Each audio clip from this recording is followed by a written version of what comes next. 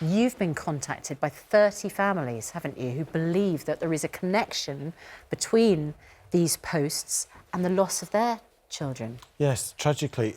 Papyrus, my charity, the charity I belong to, was originally the Parents Association for the Prevention of Young Suicide. So, inevitably, our key stakeholders are parents for whom this is a lived reality. And as you say, in the last week, we've 30 or 40, even more now, families contacting us saying, this happened to my child. Many of the stories include references to social media sites, recipe sites, how-to sites. Recipe sites? Yeah. So the dilemma we have at Papyrus is often to raise awareness for parents and others, but also to kind of keep some of this away from the headlines because it can be triggering. It can all play into the same problem, can't it? Chloe, let's talk about this. As a young, impressionable young teenage girl, talk about some of the things that you were exposed to which drove you to feeling suicidal. I think it was the fact that there was no human interaction, and it was the fact that it was so heartless. There was no consequence to what was happening because it was all behind a screen. And for me, with social media, you know, everybody has a phone, everybody's on it. You know, you're always using your phone, so you couldn't escape it. It was constant, all the time, in your face, and there was no safe place for you. Did you experience bullying online?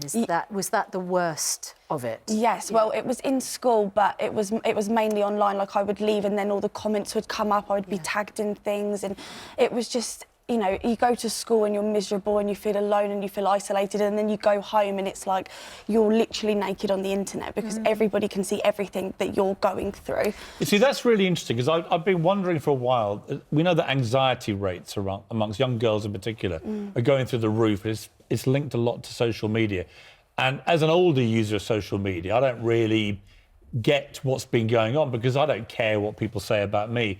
But I think if you are an impressionable young girl... You don't have a thick skin. It's all these comments. It's the constant judgment about how you look, how you behave. And all that. It's that, isn't it, I think, Absolutely. from what I hear, is what causes the real anxiety. Yeah, I think so. I think, you know, with social media and just the media in general, women have to look a certain way and feel a certain way, and it's men as well, it's not just women. And then when you're young and you're going through this stage in your life, you know, your vital development, and you're seeing that you aren't good enough, or you should look this way, or you should feel this way, and you're seeing people targeting you for things that you already feel insecure about, I think... What were some of the worst things that you had to read about yourself? I think it was just things were made up about me, that I'd said things when I hadn't, and people were hating me because they thought I was this person that I wasn't.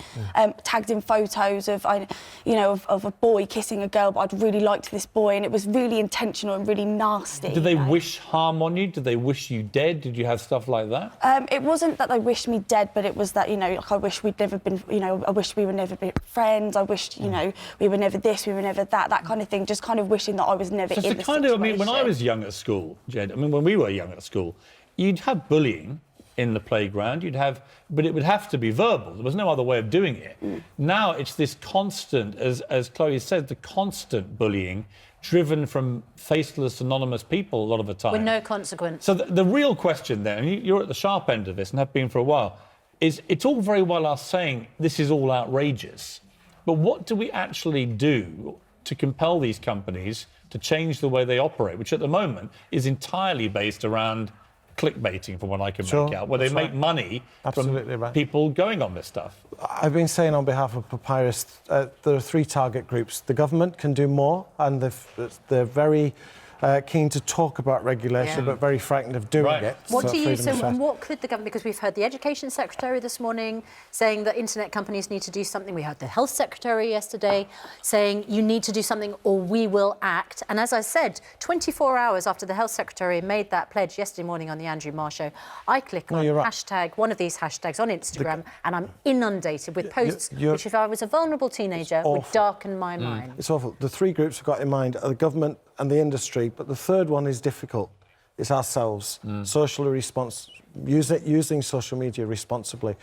But here's the hideous thing, that I was on radio last night and a parent was saying that, oh, well, we need to take responsibility for our children and look after them and make sure we do. And I wanted to say, tell that to the bereaved dad who's just lost his... Lots of the people contacting Papyrus every day are saying, I do have an active, engaging conversation with my young person, and they hide behind the anonymity because suicide is still a taboo subject and nobody really wants to touch it. Also, just I think the problem is you can be as tech savvy as you like as a parent, but you don't know the half of what your kids are doing when they're on their phone in their own bedroom. That's right. And Chloe, I mean, it's true, isn't it? I mean, young people are able to circumnavigate their parents whenever they feel like it. Yeah, absolutely. I think we're told, you know, when you grow up, you know, if you tell, it's going to get worse. And I think that's a lot of the problem is that you're like, even the bullies say to you, if you tell anybody, it's Classic bullying, yeah. Yeah, exactly. And I think that's one of the biggest things that we need to change is this, like, the stigma around the fact that if you tell somebody, it can only get better. It can't get worse. OK, we've got to leave it there. Chloe and Jeff, thank you both very much indeed. Very important issue, Good to this. see you. Really, Really good to see you. Thank you so much. really important issue. And I think you're right. Parents are going to be involved. Kids have to be involved. Yeah, but the trouble is, the kids, like we all are with their phones 24 hours a day in many cases, and parents aren't. It's quite hard to fight against the kids are quite aware these days. It's like, I think kids are beginning to wake up to a lot of these things, and they're beginning to also put their own pressure on people to stop behaving like this. Absolutely. And that's really important, is stop making it cool to behave in this way online and make it really uncool. Yeah. That's right. Right, make this a really bad thing. Stop fantasising it. Yeah. Yes, stop glamorising it. I think it's this self-policing by the kids is equally important as well. Yeah. Instagram told us we're undertaking a full review of our enforcement policies and technologies around self-harm, suicide and eating disorders. Pinterest says we have a policy against harmful content and take proactive measures to try to prevent it from spreading on our platform, but we know we can do more.